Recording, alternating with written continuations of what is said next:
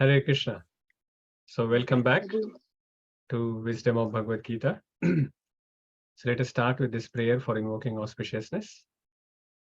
Om Ajnanaatimirandhasya Jnananjana Shalakaya Chakshurunmilitam Yena Tasmai Shri Gurave Namaha.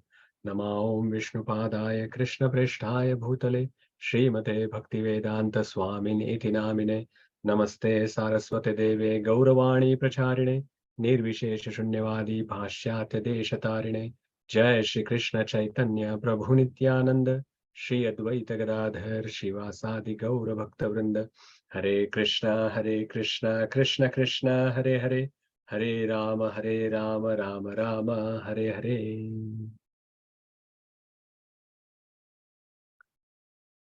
Okay, so last week we started chapter 2. The chapter 2 is named as Contents of the Gita Summarized. It has... Hare Krishna Prabhuji. Yes, Mataji? Hare Krishna Prabhuji. Hare Krishna, Hare Krishna. So we have already started the lecture. So last week we started chapter 2 and the first 5 verses we have already covered. It took a little longer, but it was worth it. We actually discussed many other concepts as well. So the chapter 2 is quite big. 72 verses are there. And I'm thinking that it will take few sessions to complete this chapter. This is the second largest chapter in Bhagavad Gita. So we saw that at the beginning of chapter 2, Arjuna continues his reasoning for not fighting. Srila Prabhupada says in the purport, the first purport of 2.1, that he says that the doubts that we have, we should get them clarified as soon as possible. Otherwise, they will become bigger and bigger, and it will affect our faith. And he also emphasizes that the real self-realization is the compassion for eternal soul. So in the first verse, Arjuna again says that I'm not fighting. And then second verse, actually it was the first verse was Sanjaya said. He actually is describing the situation, what is happening on the battlefield. And second verse, then Lord Krishna starts speaking. But if you actually observe, whenever Arjuna was speaking, it was saying Arjuna Uvacha. When Sanjay was saying, it was Sanjay Uvacha. Or when Dhritarashtra was speaking, it was the Dhritarashtra Uvacha. But when Lord Krishna is speaking, it was not saying Krishna Uvacha. What does it say? It says Bhagavan Uvacha. So Lord Krishna is referred to as Bhagavan. And we looked at Bhaga means opulences, and Bhagavan means one who possesses all opulences. And there are 6 main opulences which are mentioned, which we looked at last week. And the person who has all these 6 opulences in full and and they exist in the person eternally, that person is called Bhagavan, or he is God. We also saw another definition of God, which is a person who is the source of everything, and he has no source. He is supreme controller, he is supreme enjoyer, he is supreme proprietor. And we saw how Lord Krishna has all 6 opulences, as well as he has all these 4 criteria as well, how he satisfies. So Lord actually starts speaking, but he's still speaking as a friend of Arjuna. And he's saying, he actually gives him some little verbal slap to Arjuna by saying that Kutasva Kashmalamidam Vishame Samupasthitam Anare Jushtam Aswargyam Akirtikar Arjuna.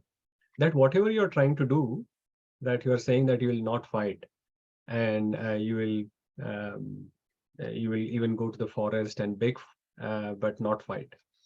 So Lord Krishna is trying to mention to Arjuna, it is Anarya, Aswargya, and Akirti. There are 3 problems that you will face if you actually do this. You give up fighting and go to forest, or do not do your duty. First is Anarya. Anarya means people will say that you are not actually understanding your real duty. You haven't understood the Vedic scriptures, and that is why you have become Anarya. Aswargya, because you are giving up your duty, you will not be able to go to your to even higher planetary system. akirti. Akirti means everyone will say that, oh, Arjuna was actually frightened and that is why he has run away from the battlefield. And it will bring infamy for him. So, anarya jushtem asvargam akirtikaram Arjuna. So, and Krishna also says that this is like weakness of your heart. So Arjuna then again argues, saying that it is not the weakness of my heart, but it is mainly because I am magnanimous. I don't want to actually hurt my superiors, like Drona and Bhishma. And Guru and elderly should be worshipped. And he reminds Arjuna that, he reminds Krishna, Lord Krishna, that you did not kill your Guru, Sandipani Muni, or you did not kill your grandfather who's Ugrasen, but you are Arisudana, you are only killing your enemies. And then finally, in the last verse that we saw, verse number 5, he says that I will rather beg than to live at the cost of lives of great souls who are my teachers. So he's saying that even if I have to beg, that is okay, but I cannot fight and I cannot kill the superiors and elders in standing in front of me. And then we will go to now verse number 6. Any questions or comments for the last sessions? Any questions we couldn't see in the last session that we can take now before we start on this 6th verse? Okay, so there are no questions, so we can move on. So verse number 6. So verse number 6 is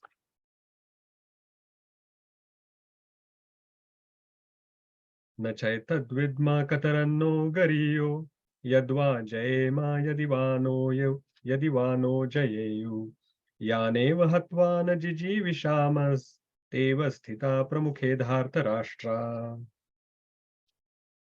Anyone wants to read the translation? I can do it, Prabhuji. Yeah, please go ahead.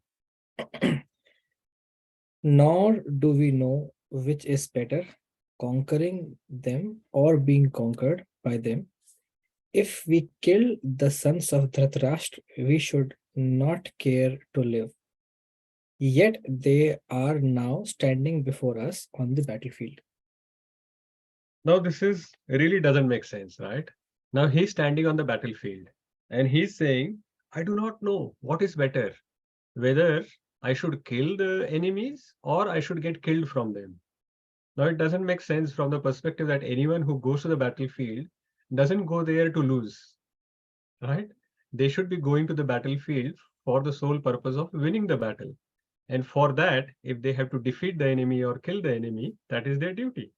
So while Arjuna standing on the battlefield, he's saying that I do not know what is right, whether I should kill the enemies in front of me or should I conquer them or I should get conquered by them.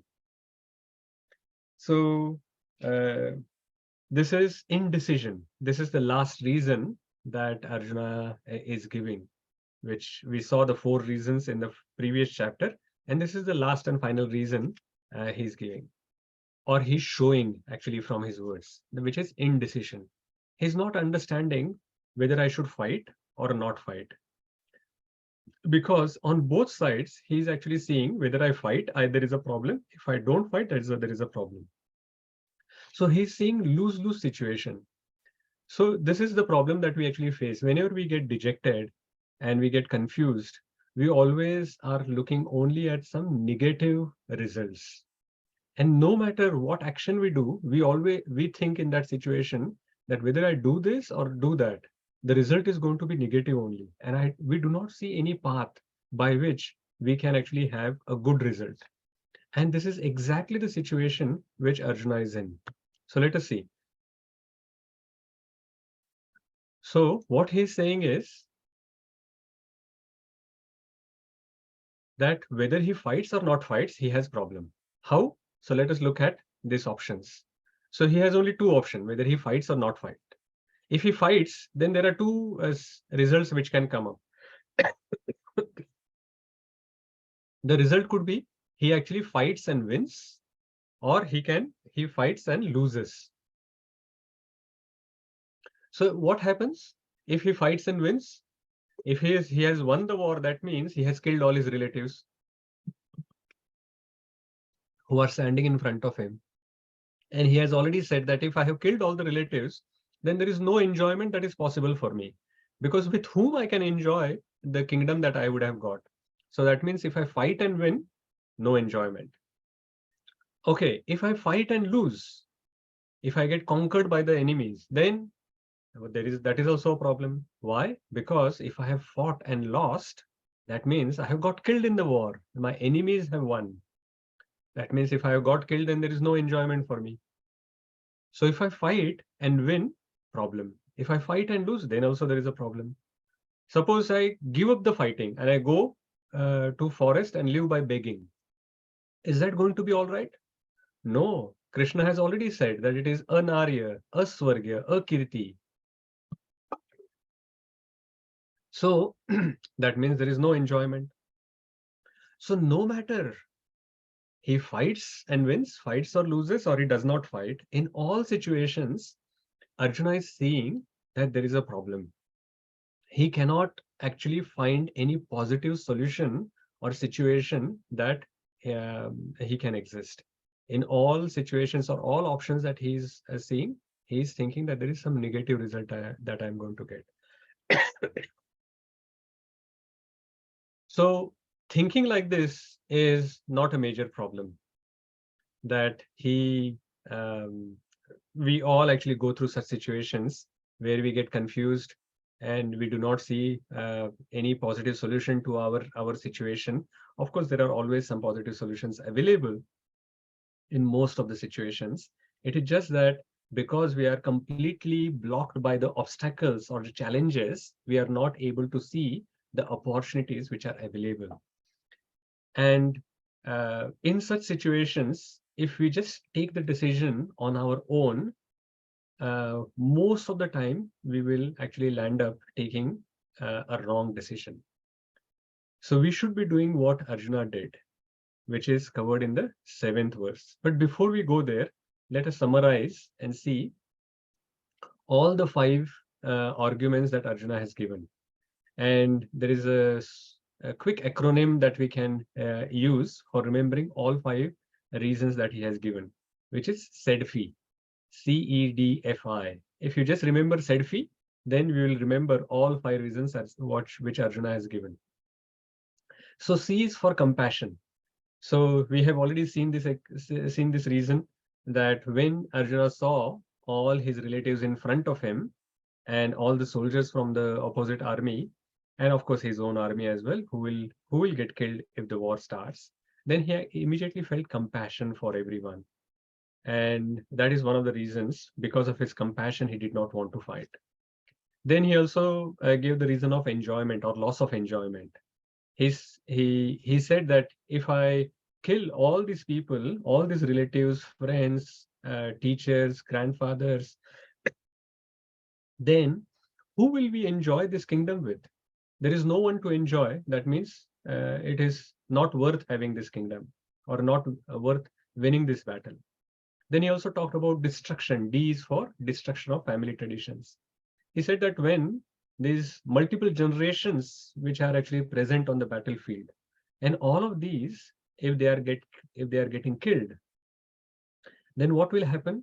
All the family traditions which were supposed to be passed from one generation to another, that will not get passed. And the children who are born, they will not know the traditions.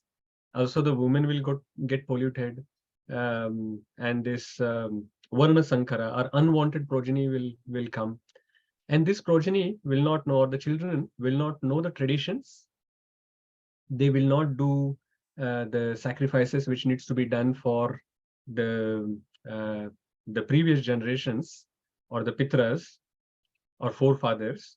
And because of that, the forefathers will fall. So that means there is a problem everywhere. The traditions will be lost. The forefathers will be falling down. In general, the society, all the important projects will be stopped. And because of that, the person who does all of that will go to hell. So he will get sinful reaction, which is the next one, fear of sinful reaction. And then I is for indecision. We saw that he was not able to make a decision whether to fight or not fight. And if he's fighting, whether to conquer the enemy or get conquered by the enemy. So all of these, because of these various reasons, now he has decided not to fight. And we all, as we were discussing, we all get such situations where we are confused.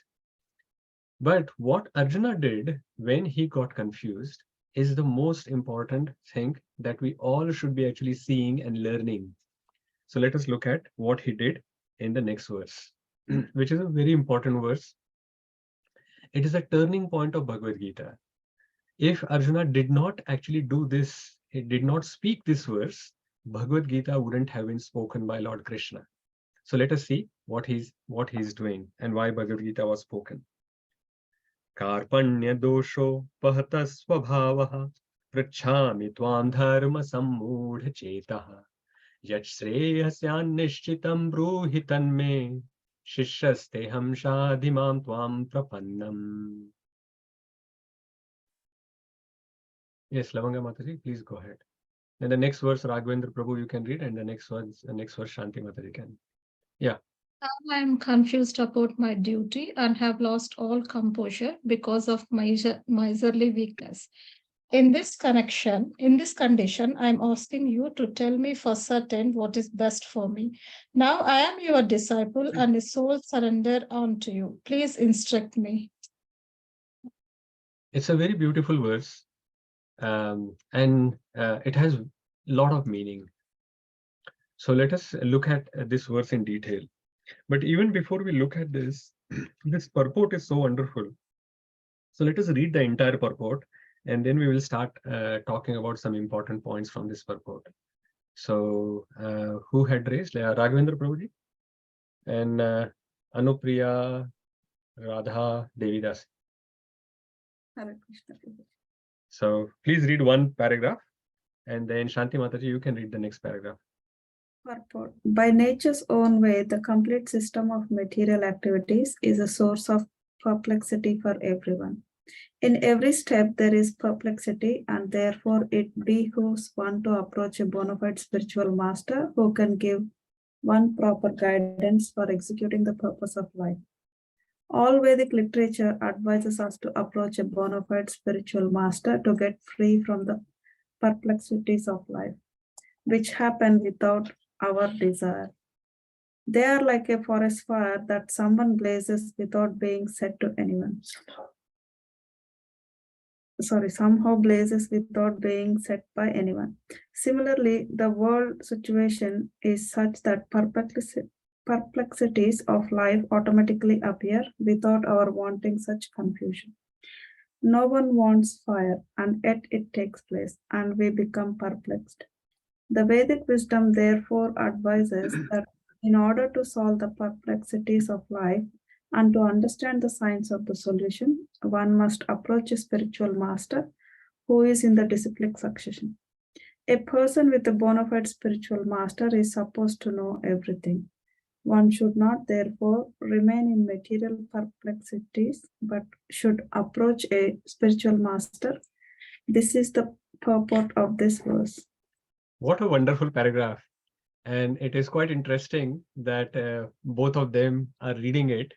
The reason I'm saying this because Raghavendra Prabhu and Anupriya Radha Mataji, they both got initiated. They got the Diksha over the last weekend. So they accepted a spiritual master, and a spiritual master accepted them as disciples. That's why their names have been changed from Ram Mohan Prabhu to Raghavendra Prabhu, and Anuradha Mataji to Anupriya Radha Devidasi. So this is important that anyone, it is mentioned that the perplexities of life which happen without our desire. These perplexities of life, they actually happen without our desire. Who wants to have problems in life? So these perplexities are going to come into our life. But to solve these problems, we have to accept a bona fide spiritual master. We have to approach a bona fide spiritual master, take his shelter, and then that is how we will make progress. Rajiv Prabhu, you want to read the next one or you have a question? I've got a question. You Okay. mentioned the name change. What's the reason for that? Normally, when forces occupy, they try to change identity of someone, and name change is one of the first things. Any Yeah. forces that occupy any, be it a nation or people, they'll change their name. So, what's the reason behind name change?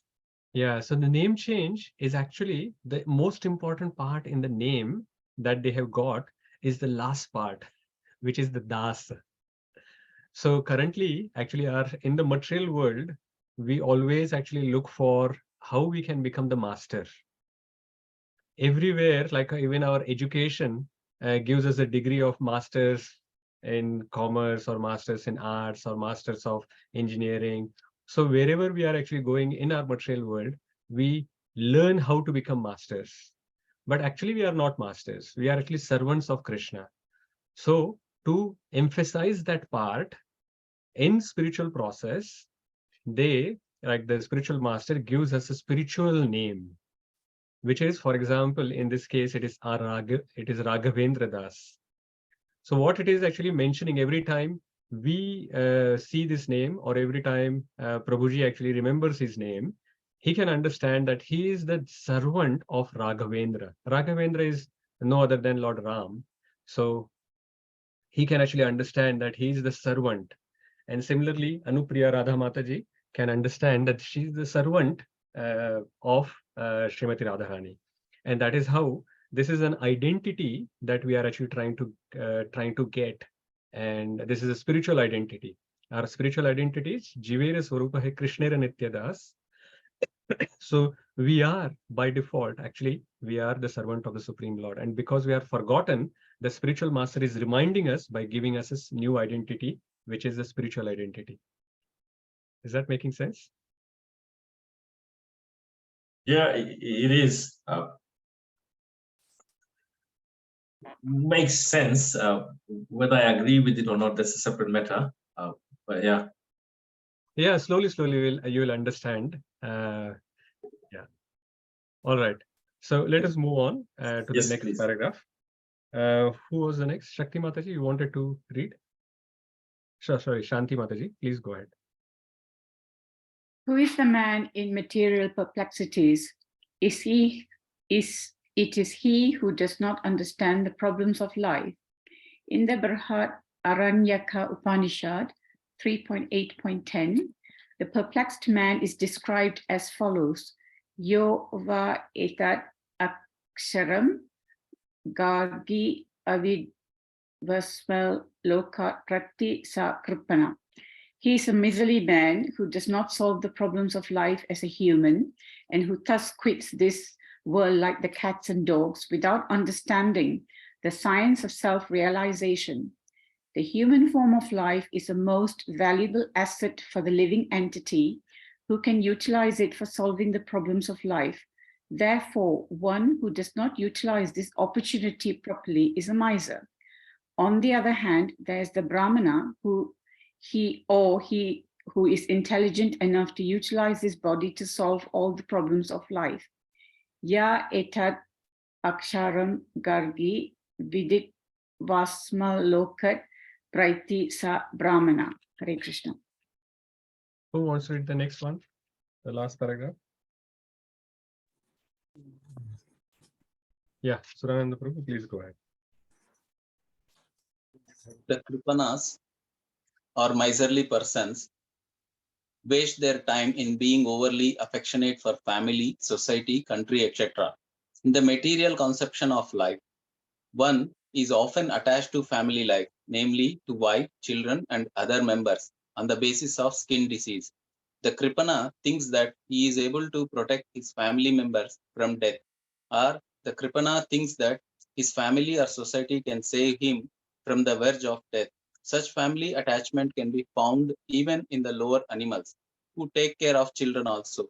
Being intelligent, Arjuna could understand that his affection for family members and his wish to protect them from death were the cause of his perplexities.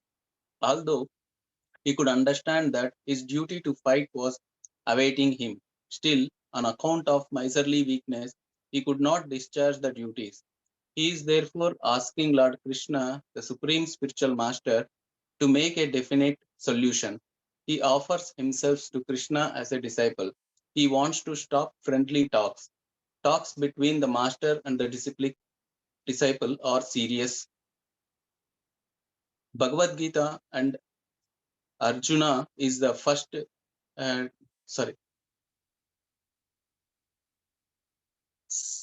serious, and now Arjuna wants to talk very seriously before the recognized spiritual master. Krishna is therefore the original spiritual master of the science of Bhagavad Gita, and Arjuna is the first disciple for understanding the Gita. How Arjuna understands the Bhagavad Gita is stated in the Gita itself, and yet foolish mundane scholars explain that one need not submit to Krishna as a person, but to the unborn within Krishna. There is no difference between Krishna's within and without, and one who has no sense of this understanding is the greatest fool in trying to understand Bhagavad Gita. So very wonderful purport, and there are many concepts which are covered here. So let us actually look at each one of them. So first one is talking about Karpanya dosho pahata swabhava. And even though Arjuna has given so many reasons, he inside of himself, he understands that there is some problem. And he immediately says this. He's saying that I am affected by this miserly weakness. Karpanya dosho pahata swabhava. So Karpanya dosha means I am having this miserly weakness. This word Karpanya comes from the word Kripana. Kripana is a miserly person. What is the characteristic of a miserly person? That a miserly person has a lot of wealth, but he doesn't utilize the wealth for himself or for anyone else as well. So though he is very rich, he lives as if he is very poor. So how is that related here? So it is related in a way that spiritually as well, the person can be miserly. So a living entity, it is very difficult for the living entity to get this human form of life. And in human form of life, we have the opportunity to become self-realized. We have this higher intelligence by which we can understand what is the difference between body and soul, and how we as spirit soul are the part and parcel of the Supreme Lord, and how we are the servant of the Supreme Lord. And if we do not utilize this human form of life for understanding this absolute truth, then we are misers, because we are living our life just like animals. So in animal life, we were doing eating, mating, sleeping, and defending. And those same activities, if we continue doing in our human form of life as well, then we become misers, because we have this the wealth of the spiritual knowledge and higher intelligence, but we are living as if we do not have it. So that is why we are miserly. Whereas opposite to that is a Brahmana. Brahmana understands what is my long-term goal. Kripana is only looking at what is my short-term goal. He's looking for prayer. So here, that's why Arjuna is asking, Yat Shreyasyan Nishchitam Bruhitan me. That Yat Shreya means, tell me what is long-term beneficial for me. So Kripana is not able to see long-term. He's only able to see short-term. And that is why Arjuna is understanding that he is having this short-term vision at this point in time. He's only able to see that these all are my relatives, and I'm getting this compassion because of my bodily attachment for them. This is miserly weakness. This is short-term vision. I'm not able to see long-term. I'm not able to think like a Brahmana. And that is why he's saying, Shishyasteham Shadimam Tvam Prapannam. But before we actually look at that line, let's look at some of the differences which are pointed out between Kripana and Brahmana. So, as we were talking about, Kripana is short-sighted. They are only talking about prayers. So they are not able to actually think long-term. So they are just immediately what is beneficial for me. I will just do it. So this slogan is just do it is a Kripana slogan, because there you're not able to think about the long term. You're immediately thinking what will please me now, and just do that. That is a Kripana vision. It's a short-sighted vision. But a Brahmana will think long term. Should I do this or should I do that? yeah, it may be actually if I spend the money for some sense enjoyment at this point in time, it may give me immediate benefit, but I will not have any savings left for my retirement. So better to actually save some money. So that is a long-term vision. But going beyond that, like in this life itself, we are thinking about this longer term, but going beyond this life and death, like what will happen in my next life or at the end of the life, and how I can finish this cycle of birth, old age, death, and disease. That is a long-term vision. So Brahmana is able to think like that, whereas Kripana is not. And we also talked about this, that we have this human form of life. If we do not use it for solving the problem, it is miser. But the intelligent person is using this human form of life, as well as this higher intelligence that we have got, to read scriptures, accept a spiritual master, and solve the problems of life. Kripana suffers from skin disease, which is like he's only thinking about the skin relationship, that what is me and my mind related to me. Whereas Brahmana understands that we are all spirit souls and not the bodies. And as a result of all of the problems in Kripana's thinking, he quits the life like an animal, cats and dog, without understanding self-realization, whereas a Brahmana will get self-realized. So the first learning that we can get from this verse is that we should actually learn to become a Brahmana. We should not become a miser, and we should use this human form of life for self-realization. We don't want to die like cat and dog. And Bhagavad Gita actually helps us. But first of all, Bhagavad Gita is actually identifying our problem. Once the problems are identified, then Lord Krishna will actually try to solve those problems for us. So we don't want to become a miser. We want to become like an intelligent person, and we want to use this human form of life for self-realization. That is the first thing that we should learn from it. Okay, so moving ahead, then Arjuna is saying now, Shishyasteham shadhimam tvam prapannam. That these perplexities of life, as Srila Prabhupada is saying, they will happen without any desire. But an intelligent person is actually surrenders to a spiritual master and asks for the solution for it. So when we are confused at that time, if without taking shelter and without taking any advice from anyone, if we try to solve the problems on our own, we will land up in even more problem. So the best thing that we can do is we can take shelter of a guru. And we would have seen, everyone would have seen, that any serious learning that we want to achieve in our life requires a teacher. Like anything, for example, if someone wants to become a very good cricketer, then he need to accept a cricket coach or a guru, cricket guru. If someone wants to learn some dance like Bharatnatyam or some traditional other dances, they still require a teacher. If someone wants to play some musical instrument properly, they still require a teacher. If you want to become a doctor or engineer, we still require teachers. So when it comes, so similarly, when it comes to spiritual knowledge, we also still in that situation requires a teacher. So who can be a guru? So in the 8th verse, and here as well, it is mentioned that a guru should be bona fide. So and such bona fide, let us actually look at the 8th verse as well, and that will actually emphasize who can be a guru. Not the translation itself, but the purport. Srila Prabhupada actually continues this thought process and explains a little further. Nahi prapashyami mamapanudyad ichhokamutchoshanamindriyanam avapya bhuma vasapatnya mruddham rajam suranam apichadhipatyam. Yes, Sunil Prabhu, please go ahead. I can find no means to dry away this grief which is drying up my senses. I will not be able to disciple it even if I am in a prosperous, unrivaled kingdom on the earth with sovereignty like the demigods in heaven. Hare Krishna. Hare Krishna.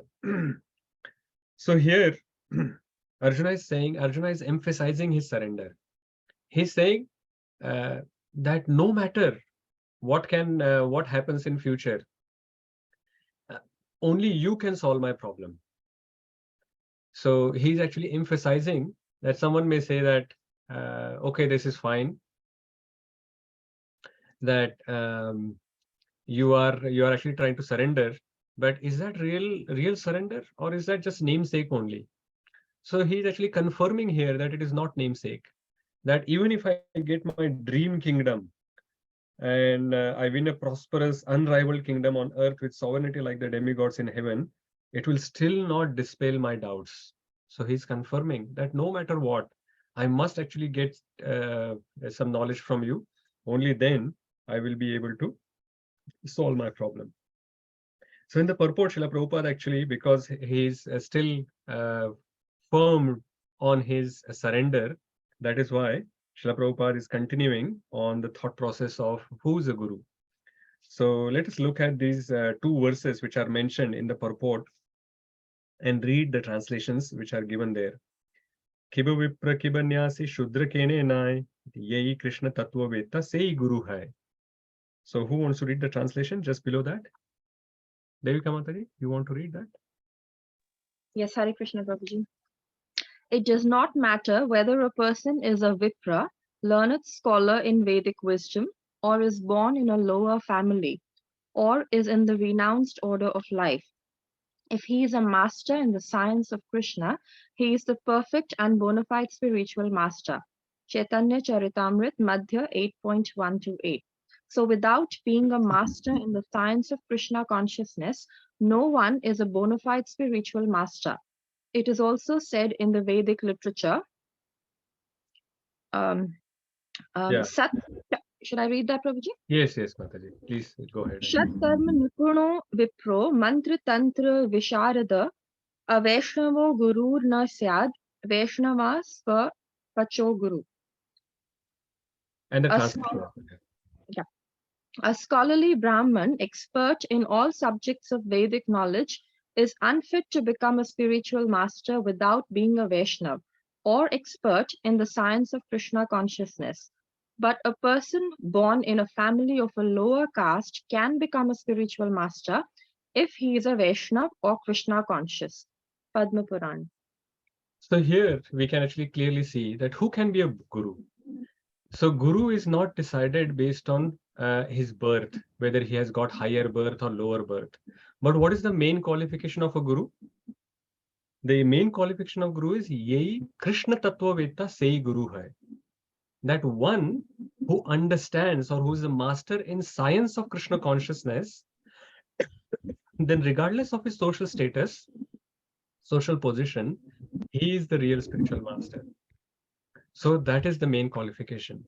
So one who's master in science of Krishna consciousness, such bona fide spiritual master, we have to take shelter. And when we are confused, then we can actually ask for help. And this is the starting, this can become our starting point in our spiritual life. And such guru will actually help us in finding the long-term solutions, shreyas, and not give preyas solutions. So we can learn from this that just like Arjuna has taken shelter of a guru, then similarly, if we want to progress in our spiritual path, we should also take shelter of a guru. And who's a guru? We understood that one who is master in science of Krishna consciousness.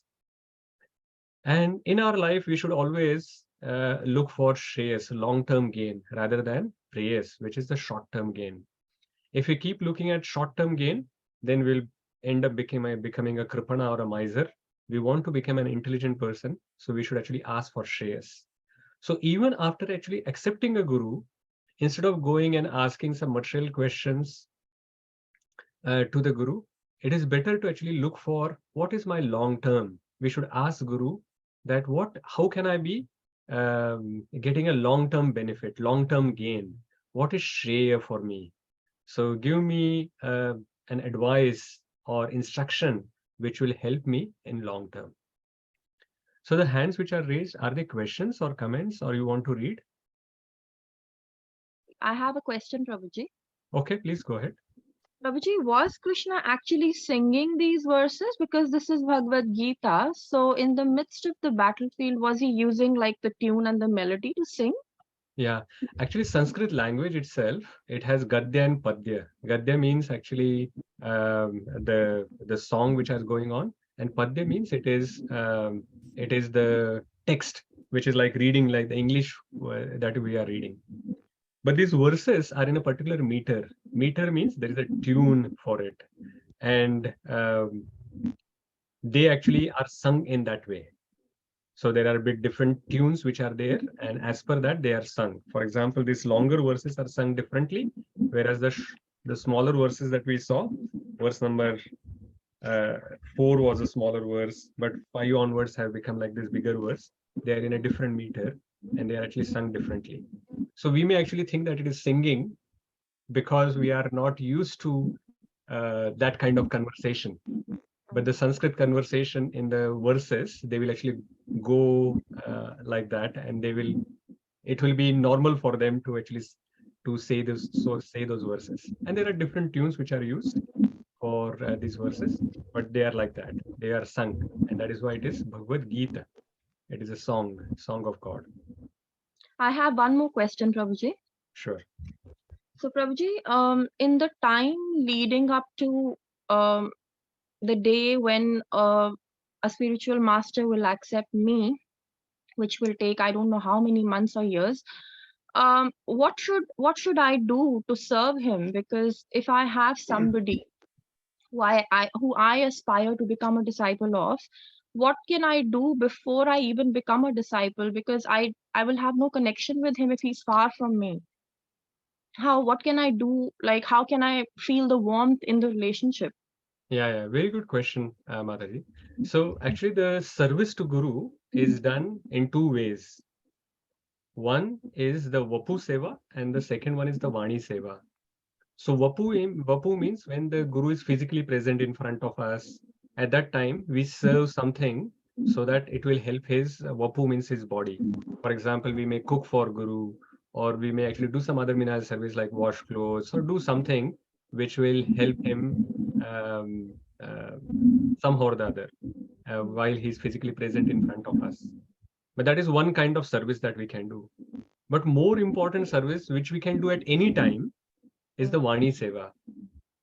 That Vani Seva means hearing the instructions and following the instructions.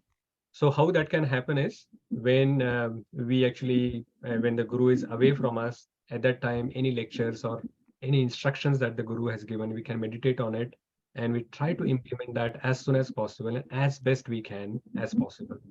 Because even for Guru, sooner or later, the body is going to be disappearing from this world. So at that point, if we are only focused on the Vapu Seva, like the bodily service that we can provide to the Guru, if we just focus on that, then it will be a problem. So we have to actually mainly be doing the Vani Seva, or serving the instructions. So accept the instructions, have faith in the instructions, and try to live our life as per those instructions. That is the best that we can do. Okay, thank you, Prabhuji. Okay. And actually, Guru gets pleased when they see that the instructions which the Guru has given is followed by the disciple. And that is how the Guru-Shishya relationship, or the spiritual master-disciple relationship, becomes stronger and stronger. Melissa Mataji, you have a question or a comment? No, I just put my hand up so I can read something. Okay, so the next one. What about you, Rajiv Prabhu? You have a question, or you want to read as well? I have a question. Yes, I please noticed go you're ahead. referring to the Guru as he. Are there only male Gurus, or we've got female Gurus as well? No, it can be a male or female Guru. Because as it is said, Yei Krishna Tattvaveta. So whoever understands the principle of Krishna Tattva. So who's the master in understanding who's Krishna and how to serve Krishna, and if they are able to help others that way, then whether it is a male or female doesn't matter. Right? Whoever can actually help us guiding in our Krishna conscious path, they can be our Shiksha or Diksha Guru. Okay? Fine. So let us move on to just one quick question, because yes, you mentioned that, Mahendra if Prabhu. you allow. Yeah. What is the difference between Shiksha Guru and Diksha Guru, Prabhu? Okay, good question.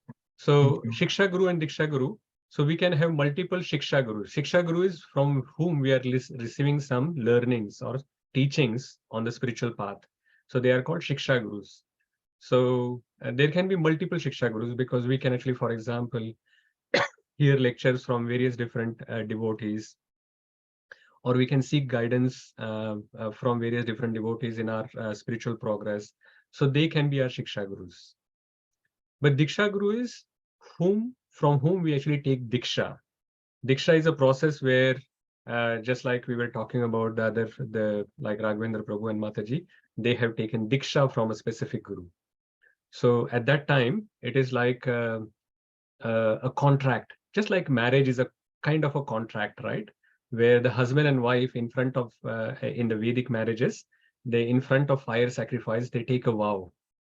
So to remain with each other and remain faithful to each other, and the husband says, okay, I will protect the wife and I'll look after her. So these kind of vows are exchanged. So whereas in case of Guru and disciple, there also are some vows which are taken in front of the fire sacrifice. So the disciple gives the vow or takes the vow that I'll follow your instructions, which are like, I'll chant 16 rounds of Hare Krishna Maha Mantra every day without fail, which are minimum rounds. And then I will follow the 4 religious principles throughout my life. And then Guru, there is an implicit vow, which is there that if you follow my instructions, I will take you back to Godhead. So actually Diksha Guru takes the responsibility of the disciple to take him or her back to Godhead. Whereas Shiksha Guru is also helping in the same cause, but they haven't taken that vow as such. Okay, so both Diksha and Shiksha Guru are helping us progress in our spiritual life. But Diksha Guru is the one who's actually taking the responsibility of taking you back. And Shiksha Gurus, Diksha Guru can be one, Shiksha Guru can be many. Shiksha Gurus are still helping the Diksha Guru. And the best Shiksha Guru, Diksha Guru is also your best Shiksha Guru, because from the Diksha Guru, you're also taking Shiksha. Is that making sense? Yeah, absolutely. Thank you. Yeah, it was. I always had that doubt, but it's good you explained it very nicely. Okay. Yeah. So Diksha Guru can be Shiksha Guru, and Shiksha Guru cannot be Diksha Guru. Can be, but just one. That makes sense. Yeah. Thank you. Okay. Let's look at a few more verses. I know Raju Prabhu, you have raised your hand, but give me a moment. Let me actually cover a few verses. We have only 10 minutes left, and after that, towards the end, I'll take a few more questions, if you don't mind. Okay.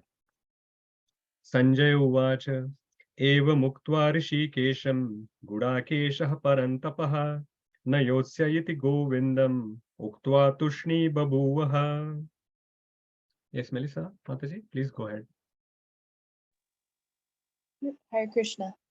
Sanjaya said, having spoken thus, Arjuna, chastiser of enemies, told Krishna, Govinda, I shall not fight, and fell silent. So he has taken surrender. Now Arjuna has taken surrender of Lord Krishna. He has said that I do not understand what to do. I am confused. I am taking your shelter. But now he has said that I'm not fighting, and he has fell silent. Now he's waiting for Lord Krishna to speak and guide him on what is beneficial for him from the long-term perspective. So let us look at the 10th verse, and hopefully we can cover the 11th verse as well today, if possible. Tam uvacha Rishikeshaha prahasanniva bharata Senayorubhayor madhe Vishidantam idam vachaha. Yeah, Mantramulam Prabhu, please go ahead. O descendant of Bharata, at that time Krishna, smiling in midst of both the armies, spoke the following words to grief-stricken Arjuna.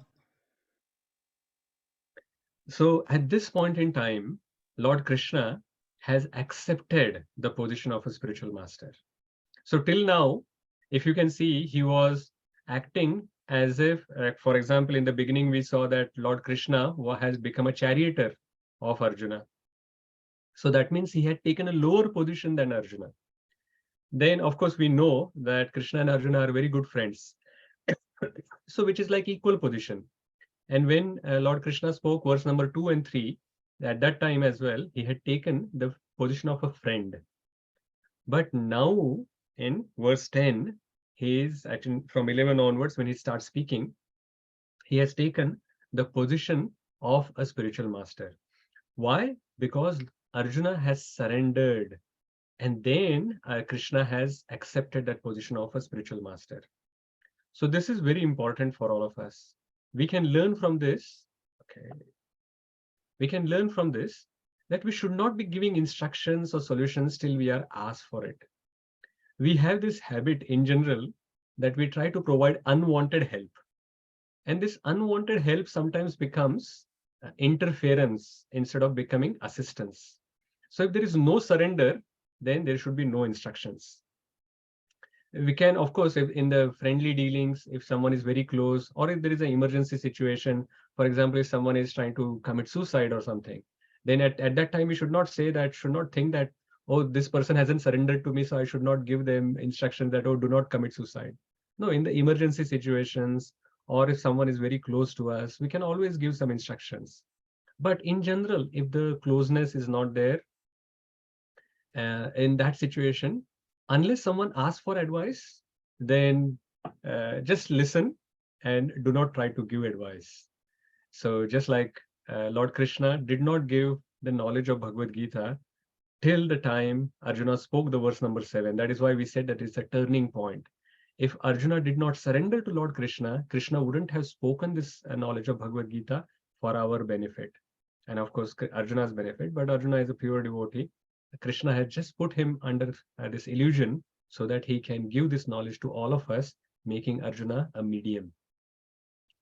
So Arjuna has surrendered, and that is why Krishna is now giving him instructions, which we are going to hear as well.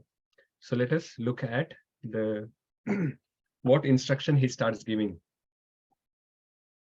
Shri Bhagavan Uvacha Ashochanan Prajnavadansh bhashase Gatasuna Gatashunshcha Nanushocanti Panditaha. Yes, Mahendra Prabhu, please go ahead. The Supreme Personality of Godhead said, while speaking learned words, you are mourning for what is not worthy of grief. Those who are wise lament neither for the living nor for the dead. Hare Krishna Prabhuji. Thank you, Prabhuji. So here, Arjuna has surrendered, and Lord Krishna, as a spiritual master, this is the first verse he has spoken. And what he has done, he has immediately chastised him. He has immediately corrected him. Now, we may actually think that, oh, chastisement, some correction I have received. And generally, when somebody praises us, we think that they are our friends. And somebody gives corrections or chastisement, we think that, oh, they are not my friends, they are my enemies. But here in this relationship, Guru and Shishya relationship, we are seeing that the first thing that Krishna has spoken is some words which are a little bit sharp. What he's saying, Ashochanan va shochaswam pradnyavadansha bhashase. So you are actually lamenting for something which should not be lamented for. And on top of that, Pradnyavadansha bhasase, that means you are speaking some learned words, that there will be some destruction of dynasty that will happen, and then how the Pitras will fall, and how it will be sinful. All of this you are talking about. But Gatasuna Gatashusha Nanushocanti Pandita. But actual real intelligent person doesn't behave like this. They do not lament for living nor for the dead. So here, from this verse onwards, Lord Krishna is starting to talk about the difference between the spirit, soul, and the body. So it's talking about living and dead. So the matter is always dead. The body is always actually dead. But the spirit, soul within the body is living. And because the spirit, soul is within the body, that's why the body appears to be living. And when the spirit, soul leaves this body, then because the life has already gone away, the dead body looks like it is dead. So this is the difference. And from like this 11 to 30, these verses, Lord Krishna talks about the difference between the body and spirit. So, and we are going to look at that in the next few sessions. Probably in the next session, we can cover all of those verses together if possible, but let us look at that. But the chastisement that has happened, we can learn from that chastisement, correction by guru or teacher is actually a good fortune, as this leads for our spiritual progress. You just imagine you have accepted a spiritual master, and the spiritual master always says that whatever you are doing is good, whatever you are doing is good, and doesn't offer any correction or improvement, the ways of improvement. Then you will never actually make any spiritual progress. You will remain where you are. So it is the duty of a spiritual master to offer some correction, offer some chastisement, and that way we can actually rise above our own thinking and correct our ways. But the spiritual master will not give this correction very quickly, because there has to be some relationship developed. Some relationship needs to be built. Only when there is close relationship, at that time some correction will come.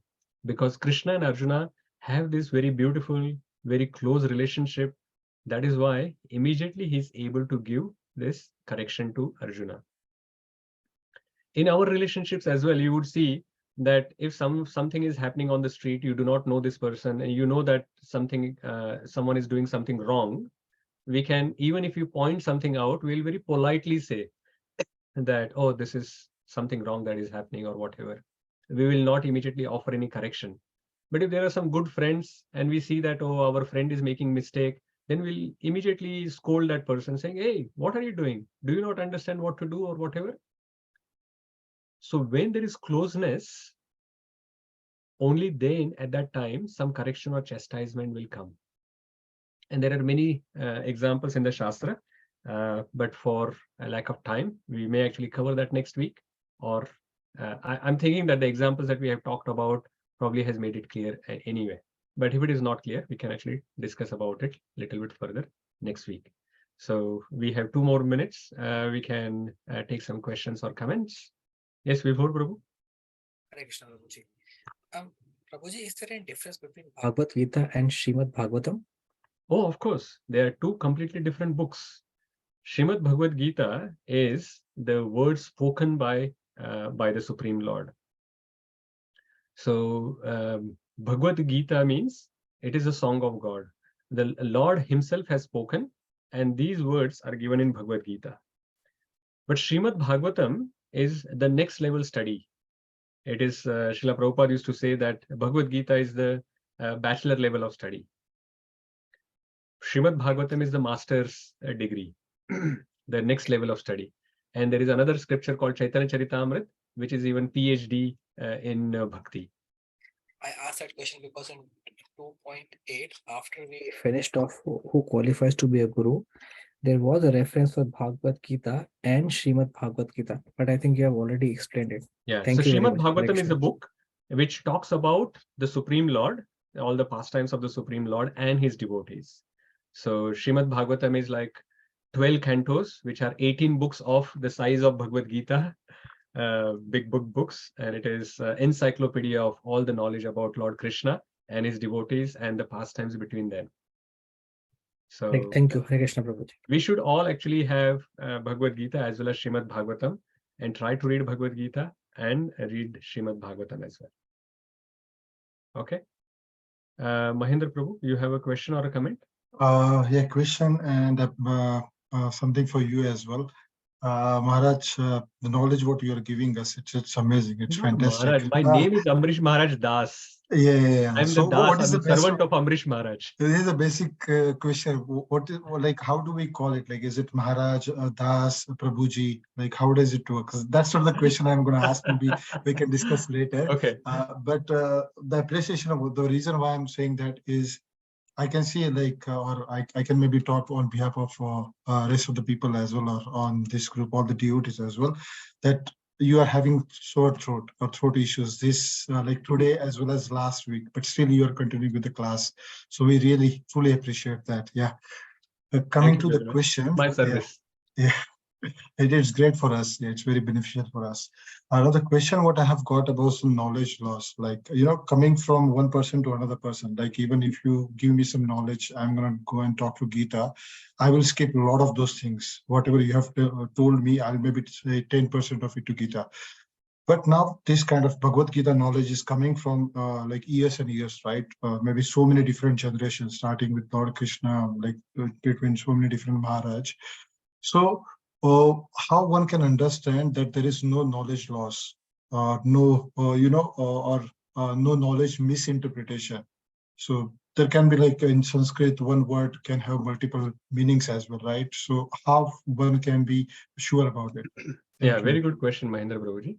So that is why in Kali Yuga, when it started, okay, before we go there, in the previous yugas, everyone, like the people had very sharp intelligence. So once they actually hear a verse, they will just memorize it immediately. So they don't have to actually speak of those verses 100 times to memorize any verse. As the guru is speaking, the disciple actually immediately just hearing once, they will memorize those verses. And that is how the verse, at least the text itself, they will just understand and quickly memorize. And then the guru will explain the meaning of it. And in that guru disciple relationship, both are need to be of good caliber. So guru needs to be bona fide and the disciple needs to be sincere. If when this good combination of a bona fide guru and a sincere disciple is there, then the knowledge is passed properly. It is just like the farmer and the soil. So farmer may be very good, but the soil is barren. Then even if the farmer sows the seed, nothing will sprout. But if the farmer is sorry, if the soil is very fertile, but the farmer is lazy and not sowing any seed, then even though the soil was very good, but the farmer was not good, he did not do his job, so still there will be no sprouting. But if both are good, if the farmer is hardworking, he's planting the seed, and the soil is also very good, fertile, and then such seed is put there, then automatically the good crop is going to come. So here farmer is compared to a guru and the soil is compared to the disciple's heart. If the disciple's heart is sincere and the disciple is sincere like that, then he is following the instructions given by the guru, and that is how the instructions will be passed on properly. So if any of those are not proper, then the knowledge will not be passed as it is. Okay. And how we can know whether the knowledge is as it is or not? And that is why in the first session itself, if you actually go back and hear that, we actually discuss a little bit about it, that phalena parichayeta, that how we can actually look at the fruits of what has happened after reading Bhagavad Gita. When we go to the 10th chapter, we will see that after understanding Bhagavad Gita, what did Arjuna understand? And what did he say back to a Krishna? If our understanding matches with what Arjuna has understood, then the knowledge is matching and the understanding is matching. And that way we can understand that, yes, we have understood Bhagavad Gita as it is. Is that making sense? Yeah, makes sense. I'm just looking at the notes of our first session. Chapter 10, text 12 and 13, where Arjuna said that you are Supreme Personality of the Godhead, that particular text. Excellent. Yeah. Right. Thank you. So Hare who wants to summarize what we have covered today? So just before we finish, let's summarize what we have covered today. Anyone wants to volunteer in summarizing? I'll try, Prabhu. I'll see how far I go. Yes, please go ahead. Krishna. So starts with when we are in a negative situation, we feel dejected. We don't look for solutions. We only look at the roadblocks. In Arjuna's case, he had 5 reasons, CEDFI, not to fight. I won't go in detail of that. But that's where wise person, when he's confused, he would ask a spiritual master and seek guidance rather than actually just stuck with it. And then the Bhagavad Gita, verse 2.7 is very, very powerful. It's got a very wonderful purports as well, which talks about need for spiritual master, how one can get his wisdom in that situation. So, which is kind of a turning point in Bhagavad Gita. Otherwise, Krishna would not have spoken if Arjuna did not ask that verse. And then it talked about who can be Guru. And it's between and also if you want to progress, it's like short-term benefit versus long-term benefit, the Shreyas versus Prayas. So to get that, we have to do service to Guru in the form of Vapu or Vani Seva. Guru is the one who actually understands Krishna Tattva. And he also talked about the main main benefit of surrendering to Guru, that he can take us to back to Godhead if we follow his instructions carefully. Okay, very good. Are there any further points that you have written? Yes. Okay. Few more. Just give one or two more important ones. Okay, sorry. If we get chastisement from Guru, it should be great fortune. Shouldn't be the correction or chastisement that we get. Mainly chastisement means we get some correction, and that is how we can make some progress. Okay, fine, great. Rajiv Prabhu, did your question get answered or while what we discussed, because your hand did not go up afterwards as well? No, I put the hand down. I just wanted to know, this Guru Puja, is that something that is done?